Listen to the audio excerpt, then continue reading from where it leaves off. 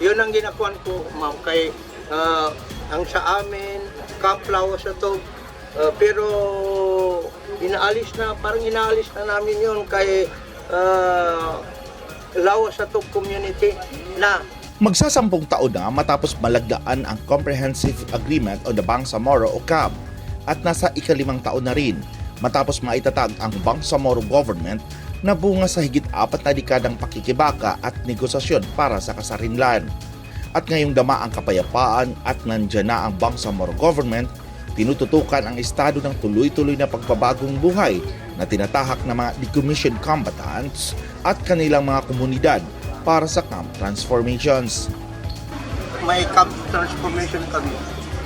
Nagkagawa kami ng mga bahay na maliliit para sa mga old combatant kami at sa mga tao ko sa 2nd Brigade na nakagawa kami ng mga doon na kami namumuhay sa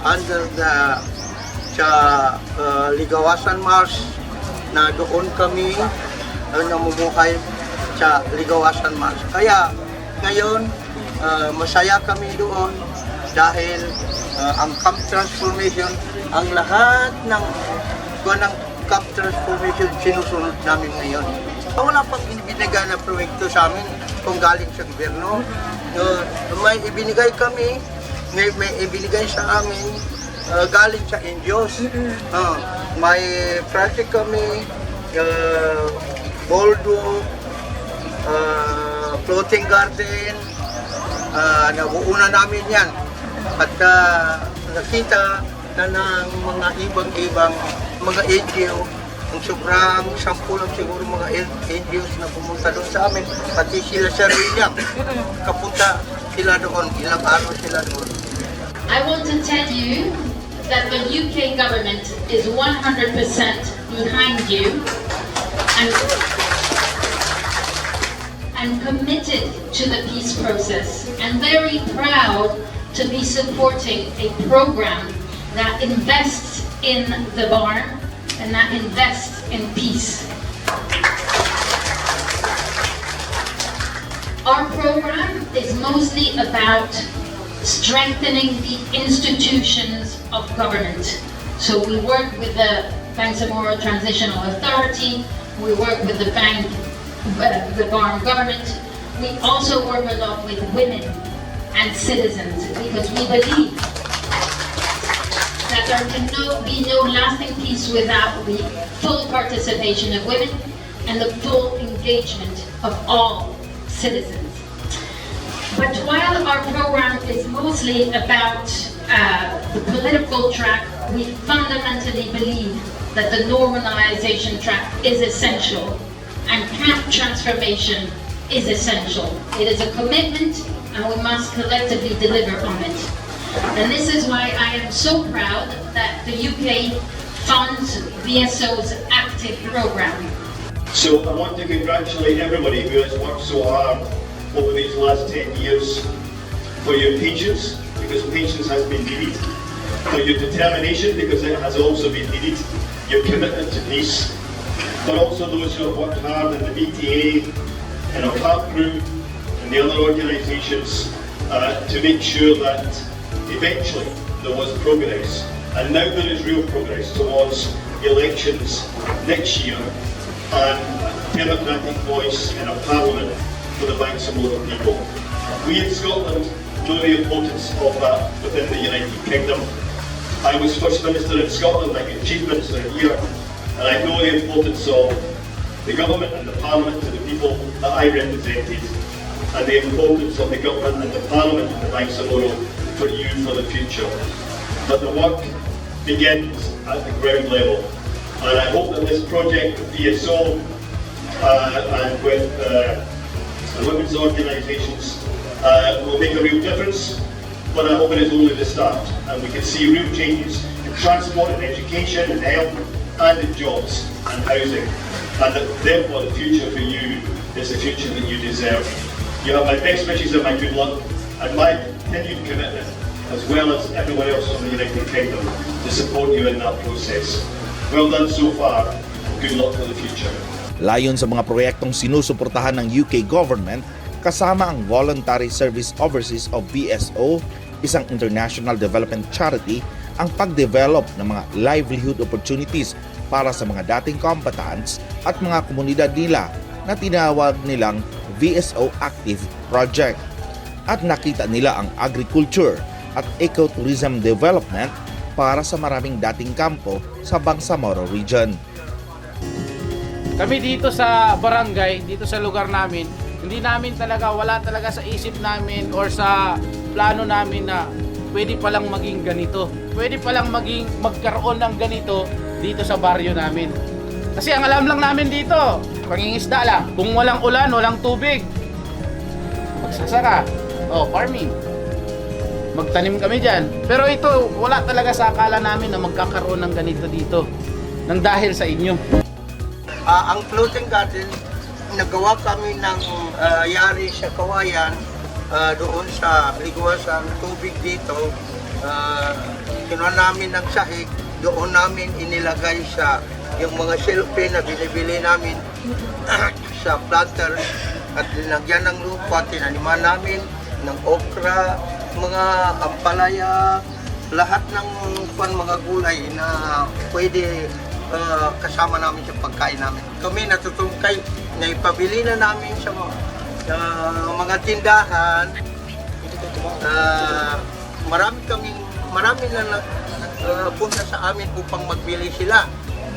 Doon na kami nakakuha ng ibang mga pangbili namin ng bigas, pati sa tropa ko, doon na sila nakakuha. It is a pleasure to come here today. I've heard so much about you, your community, and the work that you have been doing over the last few years. So many congratulations for all the progress you have made. So it's truly inspiring to see the way that you are working together to change your community, and we can see the change with our own eyes. It's incredible. As Neil mentioned, all of this started with your rapid risk assessment. You work together to identify vulnerabilities and to put together a plan to utilise the abundance of water hyacinths to make biofertiliser. The ecotourism project, and I know it's nearly finished. So the cottages, the restaurants, which will be income generation opportunities for you and your community in years to come. The aqua silviculture and the edible garden. So much going on, so much change in the community, and it's amazing to see the way in which young people, the youth, are so engaged and that they are participating in these changes, as well as so many women in the community. Bahagi rin sa camp transformation at ng normalization phase ang hindi na pagtawag sa pangalan ng kanilang mga kampo, kundi ipinangalan na ito sa kanilang komunidad. Halimbawa ang Lawasatug Community ngayon na dating Camp Alwasatug ng 2nd Brigade ng 108 Base Command. Mahalaga talaga ang camp transformation. Kaya kung mo ma'am, sa tingin ko kami ang unang nakabuo ng camp transformation interior sa MILF at MILF. Kami ang nangunguna dyan kung sa aking pananaw lang. Yun ang ginakuan ko ma'am kay ang sa amin Camp Lawasatug, pero parang inaalis na namin yun kay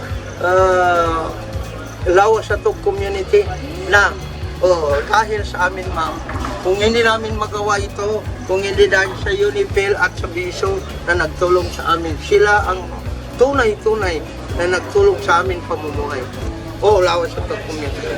Ibahin na namin ang pangalan na Lawasatug community o Panganalaga community kay sitio Panganalaga, Barangay Bulon General Espiritu. Kaugnay nito, nagkaroon din ng ceremonial launching ng mga pabahay na bahagi sa camp transformation efforts sa Camp Abubakar na dating main camp ng Moro Islamic Liberation Front sa tri-boundary ng Maguindanao del Norte. Ang nakita natin na maganda yung ating signing at saka yung launching ng ating camp transformation development plan.